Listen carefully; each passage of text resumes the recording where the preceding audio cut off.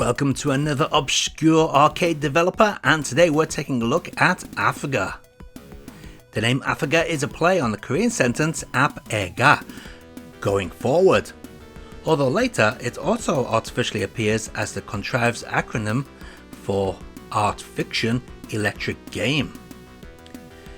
The company was originally founded and led by Ryu Hainam, but eventually he would give up for his brother to take over.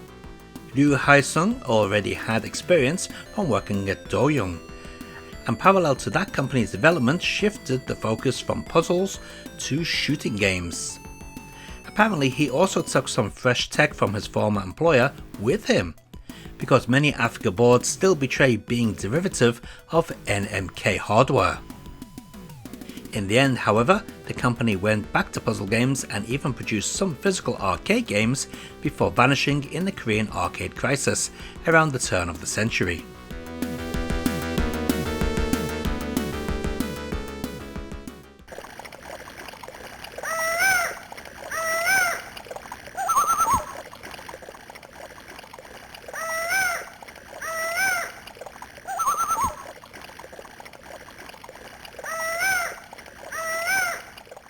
Only one of many Korean games titled Goindol or Dolem in this particular version. What we have here is a blatant ripoff of Taito's Puzzle Bobble, with graphics ripped straight from Prehistoric 2 and Joe and Mac.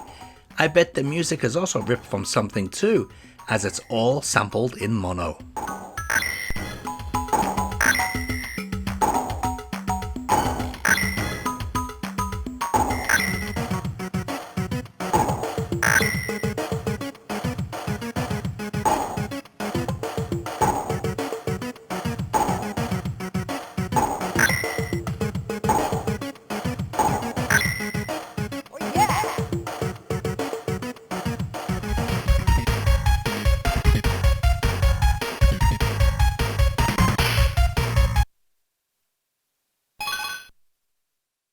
In 1995, AFEGA released the first shooter, which wasn't an original game, but ripped straight from NMK's USAAF Mustang, only with almost all the graphics changed but a much more goofy design, while most of the music was stolen from Sonic Blastman on the SNES and sampled in mono at a pretty awful bitrate.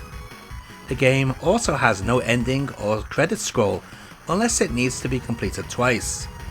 Something I'm not willing to do.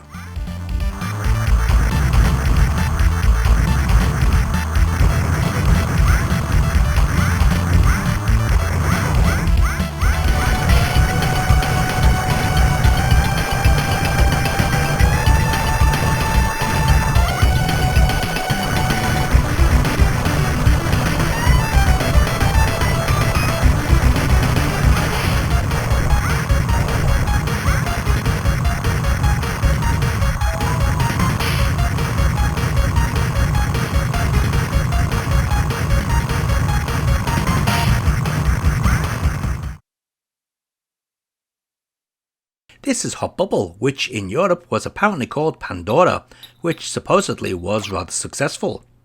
This seems to have been a revision of Puzzle World, which in itself is a sequel to Dolem, with the same character sprites from Prehistoric 2 and Joe and Mac. So far there's no trace of the 1996 Pandora itself, only this adult version called Hot Bubble, which still contains many instances of the Pandora logo.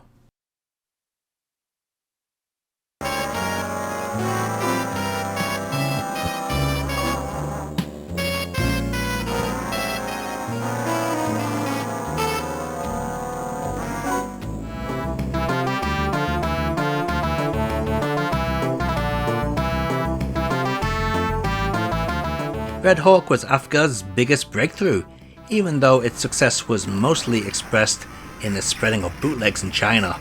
AFEGA still claimed that it has exported more than 10,000 machines. In Korea, the game was originally published before the summer vacation of 1997, but called back for some reason and not sold again until November the same year. At first, sales were slow because of the low machine price of 250,000 won, which lead arcade owners assumed meant low quality. But after word of mouth had spread, the game became a hit in its home country. While it did not bring anything new to the shoot 'em up table, Red Hawk's biggest strength was its bombastic arsenal, throwing together all kinds of weapon systems that are seen in the genre. Besides the highly upgradable standard weapon, planes can charge for a devastating screen-filling special attack. Those don't replace smart bombs though, as those are also available too. Finally, there's a number of satellites to further boost firepower. All weapons are unique for each of the 4 different pilots too. The game originally used an upright monitor, but for some reason the European release uses a horizontal monitor. This makes the game noticeably harder as enemies are seen later. In Japan, the game was distributed as Stagger.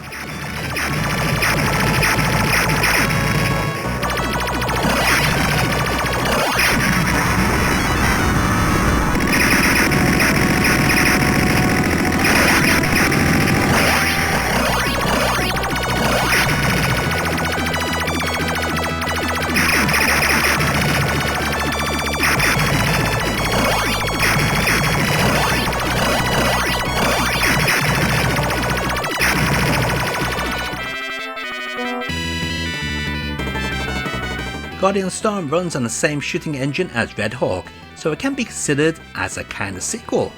The design, however, is much more cartoony, even though the advertisement for the Western release doesn't show it at all. Powered up showing stages have become much rarer now. More enemies now drop money instead, which can be used to buy upgrades in the store after each stage. But usually spending power is very limited, which is the major reason for this game being much harder than Red Hawk.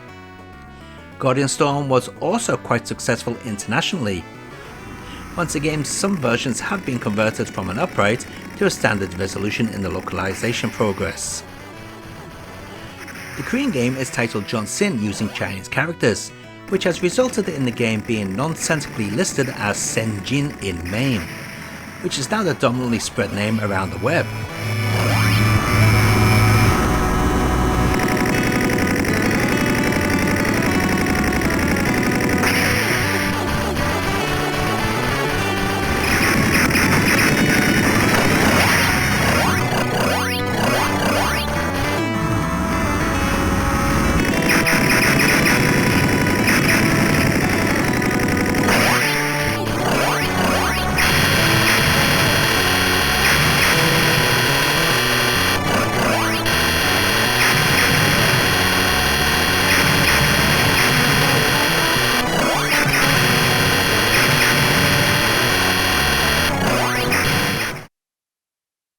Alas, AFEGA's shooting dreams came to an end after Guardian Storm. Their next title was a vague adaptation of the Wheel of Fortune. The game plays out pretty much like the show, only all solutions are song titles, ranging from metal to pop. There's an amateur mode where it randomly selects a track, and a pro mode where you get to select the artist.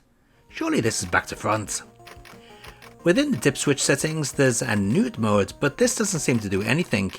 I actually had the game crash on me, but this was selected.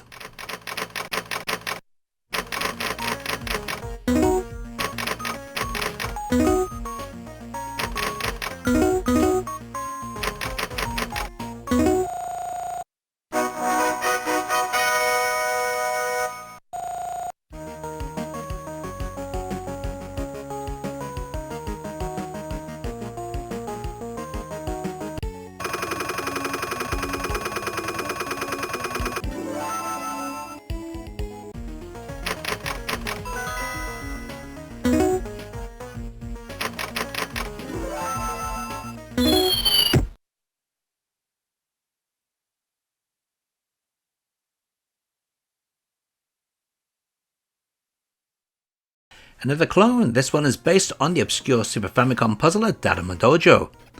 Blocks have to be pushed out of the screen until 3 of the same colour are assembled in the lower boxes. Sounds trivial, but this is a very addictive game.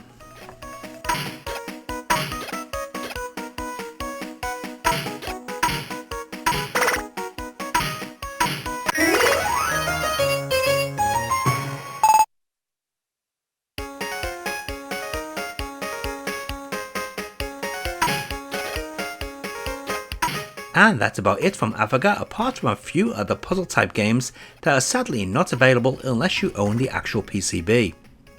Compared to other lesser known companies, AFEGA's output is probably slightly above average, but still below anything that would be deemed quality.